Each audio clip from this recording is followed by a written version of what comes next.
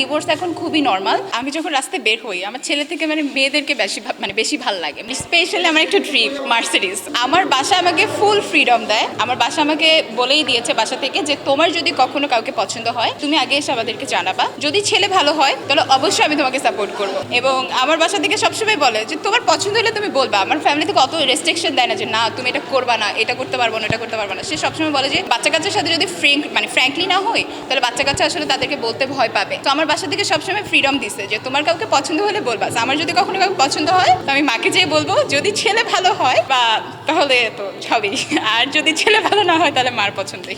Divorce এখন খুবই normal. যদি দুইটা মানুষ একসাথে থাকতে না পারে তাহলে আমার কাছে মনে হয় সেপারেশনটাই ভালো। কিন্তু কেউই কখনো চায় না যে কার লাইফে বা তার জীবনে এই এলিগেশনটা লাগুক ডিভোর্সের। এবং একটা মেয়ের যখন ডিভোর্স হয়ে যায় সারা জীবনের মতো তার গায়ে একটা সিল থাকে আমার কাছে মনে হয়। তো সেই জায়গা থেকে আমার কাছে মনে হয় সময় নিয়ে মানুষ চিনে জেনে তারপরে বিয়ে করাটাই ভালো। এখনো আমার হাতে অনেক সময় আছে, প্রচুর সময় আছে। দেখি আগে মানুষটাকে জানি, বা যদি পছন্দ হয় সেই মানুষটার সাথে আমার মেন্টালিটি মিলতেছে কিনা, এটা আসলে বড় ফ্যাক্ট। যে আমার না মানুষ কি বলবে জানি না, আমি যখন রাস্তায় বের হই আমার ছেলে থেকে মেয়েদেরকে বেশি ভালো লাগে। মনে হয় যে আচ্ছা এই মেয়েটার ড্রেসটা সুন্দর, এই মেয়েটার চুলটা সুন্দর, এই মেয়েটার চোখটা সুন্দর। সো ছেলেদের ক্ষেত্রে হয় যদি কোনো সুন্দর ছেলে দেখি তাহলে তো অবশ্যই সুন্দরকে তো সুন্দর বলতেই হবে। সো আম্মু আমাকে বলে যদি কোনো ছেলে ভালো লাগে তার আচ্ছা ছেলেটা সুন্দর না, সে আমাকে কিন্তু খোঁচায়। সে আমাকে বলে আচ্ছা ছেলেটা সুন্দর না, তোমার কেমন লাগছে, কারণ সে জানে যদি আমি বলি তোমার মনের কথা সে জেনে যাবে। তো সেই জায়গা থেকে মা ফ্রিডম দেয়। এমনি আমি মুভি খুব কম দেখি, তার পাশাপাশি যেহেতু স্যালুনের বিজনেস এই টাইমটাতে একটু চাপ থাকে, সো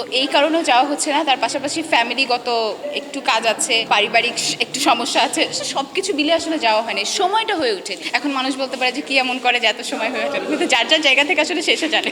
আমার মা সবসময় বলে যে তোমাকে নিজেকে আগে ইন্ডিপেন্ডেন্ট করতে হবে, নিজের পায়ে দাঁড়াতে হবে। তুমি অল্প বয়স থেকেই আমার কাছে মনে হয় এটা করা ভালো, এবং প্রত্যেকটা নারীরই নিজের পায়ে দাঁড়ানো উচিত। সেই জায়গা থেকে সে আমাকে তৈরি করেছে যাতে ইন ফিউচার আমাকে কখনো কারো কাছে যে কোনো কিছু চাইতে না হয়, যাতে ইন ফিউচার কখনো আমার কারো কাছে হাত পাততে না হয়। সে আমাকে এখন থেকেই এইভাবে তৈরি করছে। আমার ওয়াচ, পারফিউম, এই দুইটার প্রতি অনেক চাহিদা। আর স্পেশালি আমার একটা ট্রিপ মার্সিডিজ। আমি জানি না কবে কিনবো, বাট এটা আমার কেনার অনেক ইচ্ছা। আমি তো দেখি তাকাই থাকি, ও সুন্দর, কবে আমি কিনবো।